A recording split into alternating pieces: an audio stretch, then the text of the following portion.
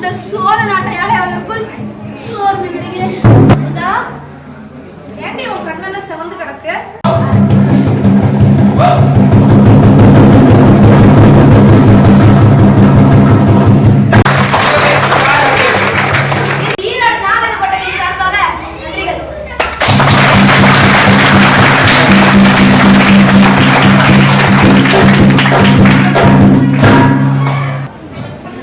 என்னுடைய பாரதியோட வாழ்க்கையில் அந்த 1 மணி நேரம் நடந்த அந்த நாடகம் நம்மளையெல்லாம் ஒரு நல்ல ஒரு இதுக்கு கொண்டு போயிருக்கு. நம்ம வந்து காவேரியில் யாருன்னு அவர் சொல்லியிருக்காரு. நம்ம பெருமண்ட ஓடையவே நம்ம பாற்படுத்திட்டோம். நாங்கள் தான் இந்த ஓடையில் வந்து குளிச்சு காலையில் கொத்துக்கார் இருக்கிறார். அவர் சோப்பு போடுவார். எல்லாரும் நம்ம மேலே வரும்போது மறுபடியும் சோப்பு போட்டு மறுபடியும் குளிக்க வைப்பார். அப்படி எல்லாரும் காமிச்சு இந்த ஓடைகள் நாங்கெல்லாம் குளிச்சு நீராடி பெண்கள்லாம் பாத்திரம் துவைச்சி துணி துவைச்சு அற்புதமான ஒரு ஓடை இந்த படிக்கட்டு கட்டி இதையே எங்களால் காப்பாற்ற முடியல சொல்லும்போது எனக்கு அந்த உணர்வு தான் வந்தது. காவேரி எங்கே காப்பாற்றுற இந்த ஓடையை இப்போதான் கொஞ்சம் அப்படியே காம்பவுண்டெல்லாம் சட்டி சரி பண்ணியிருக்கிறாங்க.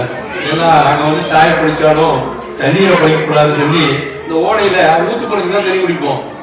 எல்லா ஊருக்காரும் சொல்லுவோம் ஊற்றி பறிச்சு தண்ணி குடிக்கிற உதயநீ காசு விளையான்னு சொல்லுவோம்.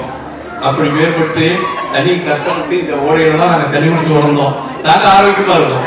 ஆனால் இன்னைக்கு கால் வைக்கிறது கூட அந்த ஓடையில ஒரு சங்கடமான சூழ்நிலையை கொண்டு வந்து விட்டோம்.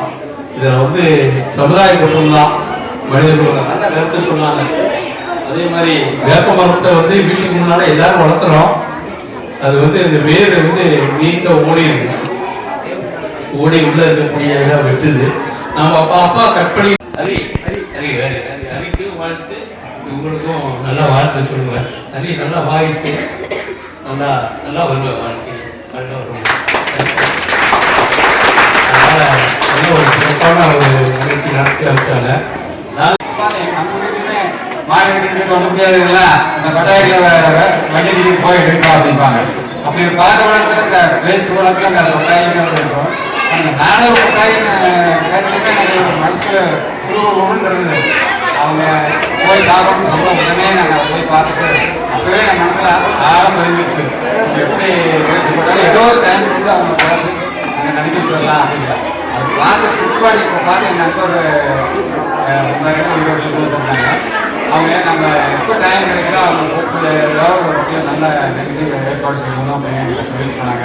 அது மிக்க சந்தோஷமாக இருக்குது. ஏன்னா நீங்கள் அறிமுகப்படுத்தமான ஒரு இந்த நாடகத்தை நடத்தலாம்னு நாங்கள் நினச்சிக்கிறோம்.